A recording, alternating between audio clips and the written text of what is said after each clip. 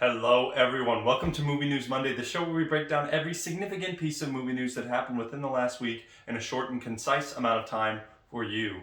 I'm your host Dylan Strickland. Don't forget to like and subscribe and hit that notification bell, and let's get started.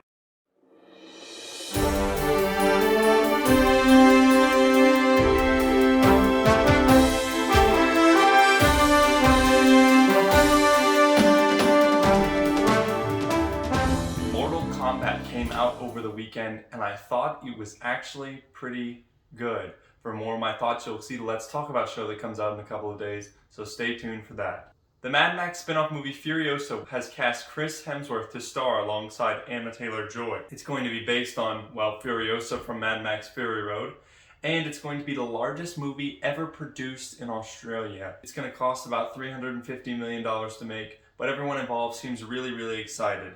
This news was brought to you by Cinematography last Monday. Also coming out last Monday, The Hollywood Reporter released that Vin Diesel is going to be starring in a Rock'em Sock'em Robots movie.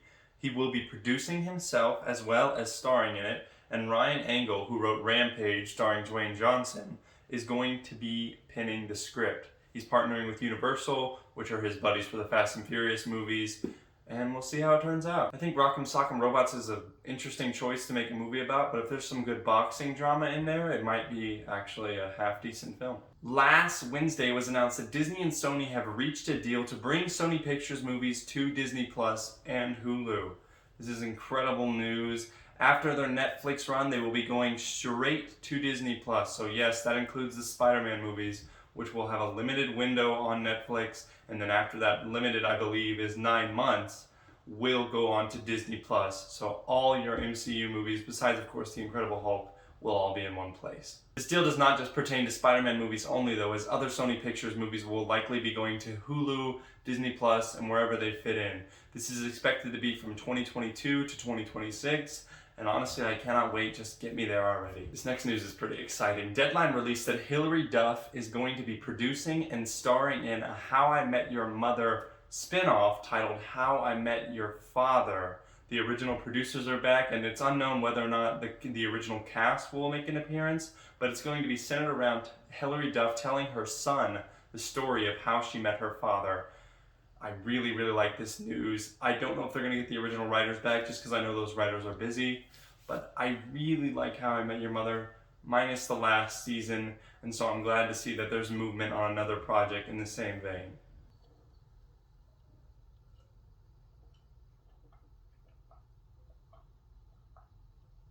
Netflix has announced that The Witcher will be coming in the fourth quarter of 2021. There was some speculation that this is likely when it would be coming out, but now they have confirmed it. So expect to see The Witcher from October to December of this year. Also coming out last Thursday, The Conjuring: The Devil Made Me Do It trailer release. And I actually like the trailer a lot. I'm a big fan of the Conjuring series, and I really enjoy most of the horror movies that they put out. Some of them not so much, but almost all of them have been at least somewhat fun.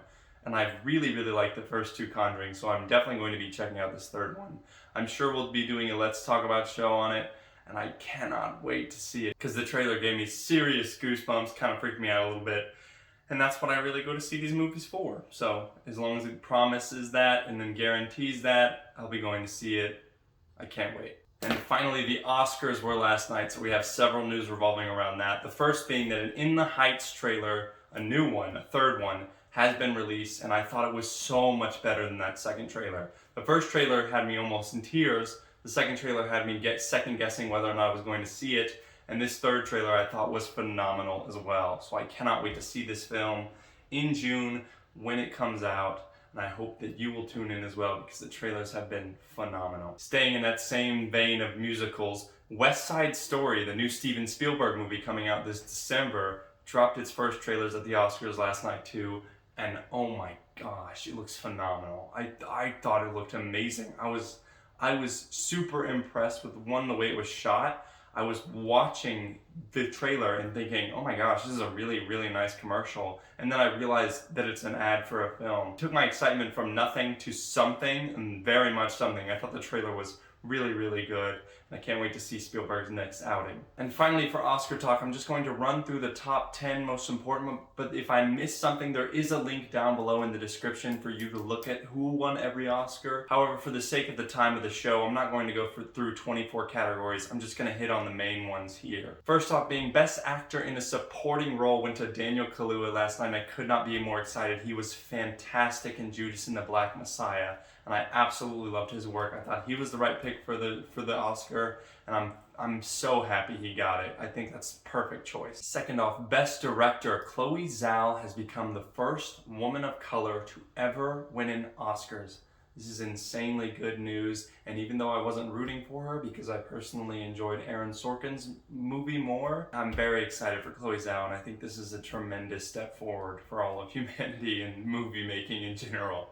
For Actress in a Supporting Role, Yoon Jong-yoon won for Minari, and she was fantastic in that movie, so I'm really, really happy with that decision as well, and I wouldn't have made a better decision myself because she really was amazing in Minari, and her Oscar speech was really, really funny, so I'm very glad that she won, and I can't wait to see what she does next. For Best Animated Feature, this one really, really disappointed me. Soul won, which is fine, but it's the wrong Pixar movie in my opinion. I think Onward should have won. I think that's the better movie overall. I really, really enjoyed Onward's themes and its storytelling way more than Soul, but I understand why Soul won. It's kind of grounded and really touches on some heavy themes, so I definitely get it, but I really liked Onward a lot more. For Best Cinematography, Mank won, and I could not be happier. That movie captures the essence of the 1940s so well, it makes you feel like you're there when you're watching it, and I was rooting for it to win, and I'm so happy it did. For Best Original Score, Da 5 Bloods did not win. I was so upset it went to Soul again. Absolute snub. How could this be happening? I'm of course kidding. Soul is a decent movie with a nice score. I just personally wanted Da 5 Bloods to come home with something instead of nothing. But it is what it is. I shouldn't hold that against Soul, as it took home Best Score. Best Picture went to what everyone was expecting, Nomadland, and I really couldn't agree. I really thought that the Best Picture should be Trial of the Chicago 7, but it seems that they do me dirty like this every year, because last year I wanted Marriage Story to win, and that didn't happen either. But it is what it is, you know. There are a bunch of good movies up there, and the best one was chosen by the Academy, and they happen to feel that that was Nomadland. I really disagree. For Best Actress, Frances McDormand won for Nomadland again. And this one I feel is a travesty. I think it should have gone to Viola Davis instead. I just enjoyed Viola's performance more, and she, to me, completely became a different person and completely encapsulated her role in Ma Rainey's Black Bottom. But I understand people really, really like Nomadland, and she does do a good job in the movie. So I can't say she doesn't deserve the Oscar. I just really wanted Viola to win. And finally, the shock of all shocks, Best Actor went to Anthony Hopkins instead of Chadwick Boseman. This is actually kind of what I wanted to happen. I love Chadwick Boseman, I love his work, but I felt that Anthony Hopkins did actually deliver the better performance in The Father. However, when he accepts the Oscar, that will make him the oldest man to ever accept a Best Actor Oscar ever, period. He's ancient, and he won Best Actor, and I think it was well deserved because he does a phenomenal job playing the father in The Father. That is everything for the Oscars, and now let's get into Super News.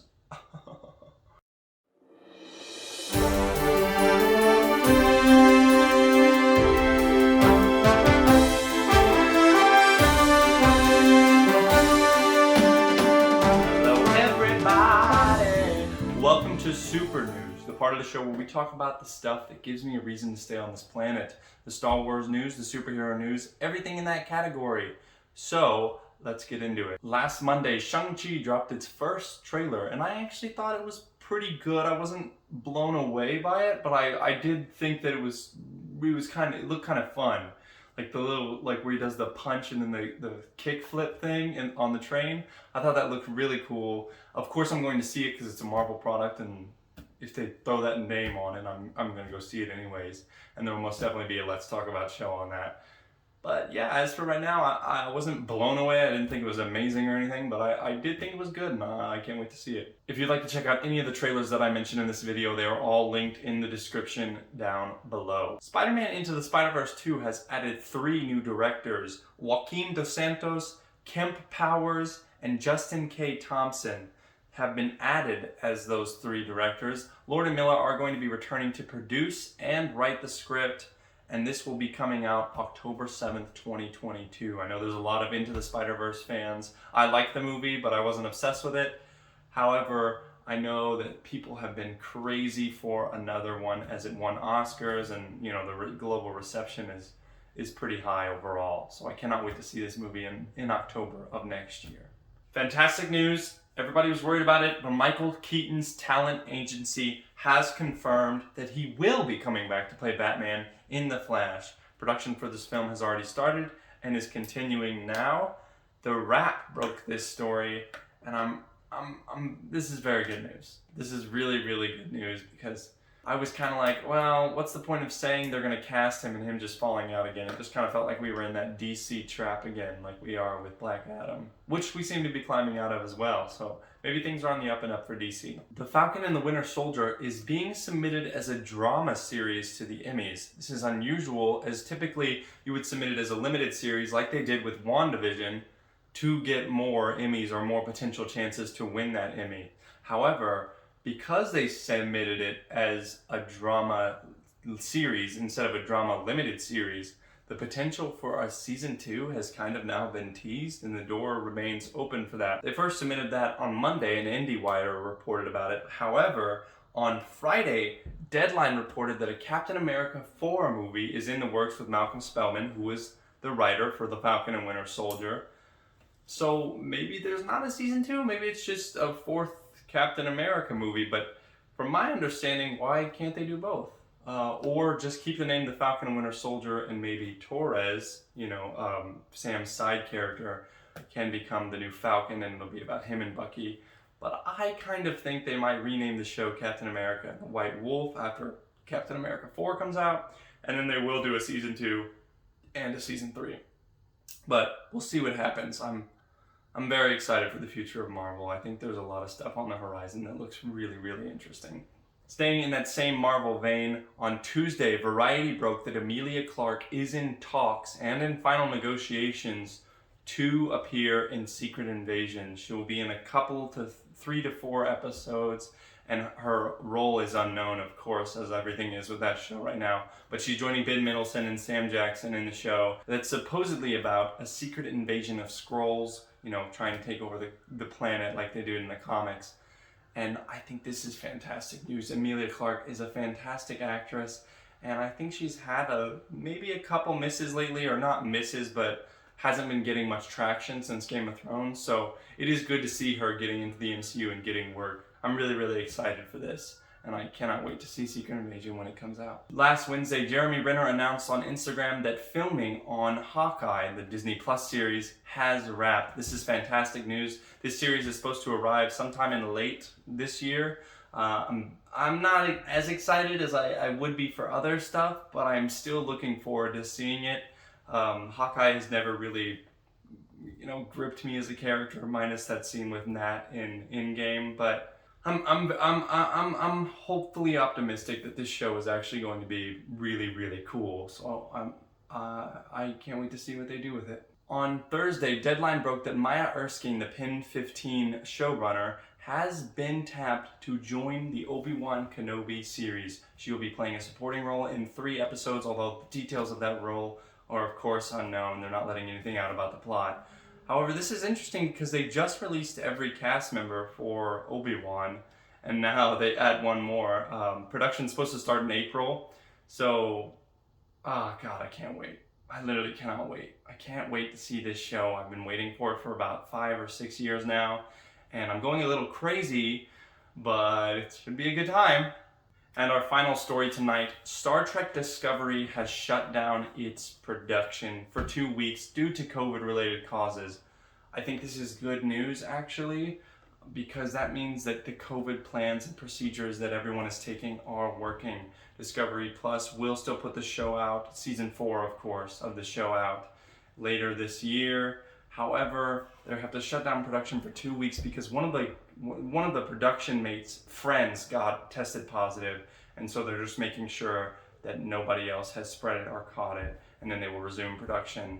But it shouldn't have too much of an effect on shooting overall. And that is going to do it for Movie News Monday. If you enjoyed this, please leave a like and subscribe. It really, really helps me out. Hit that notification bell. I know we'll have a Let's Talk About show coming out later on this week. And of course, we'll be back next Monday for another Movie News Monday. Thank you guys so much for watching, and I'll see you next week.